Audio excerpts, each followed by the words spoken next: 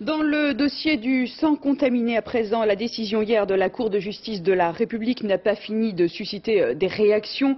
La relaxe de Laurent Fabius et de Georgina Dufoy et la condamnation sans peine d'Edmond Hervé ne satisfont personne, ni la classe politique, ni les victimes. Des victimes qui attendent maintenant la tenue d'un troisième procès qui pourrait se dérouler dans les 2 ans à venir. Les familles espèrent obtenir des explications. Dominique Verdeillan.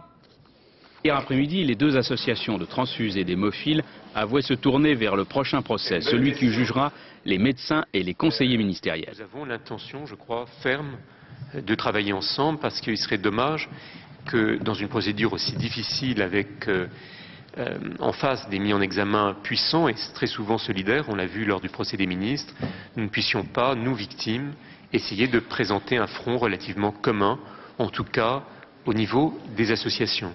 Déjà jugé, déjà condamné, Michel Garetta fait partie des 32 personnes mises en examen pour complicité d'empoisonnement. Devant la Cour de justice, il fut simple témoin et plaida l'erreur collective.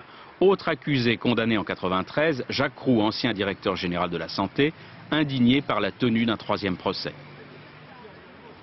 On a dit maintenant on va attendre le prochain procès, n'est-ce pas, qui sera le grand procès.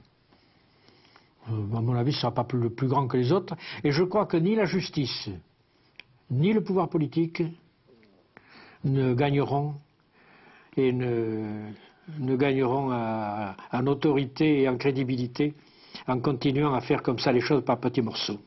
En attente d'être jugé, Claude Weissenberg, ancien conseiller technique d'Edmond Hervé, devant la Cour de justice, il refusa purement et simplement de témoigner.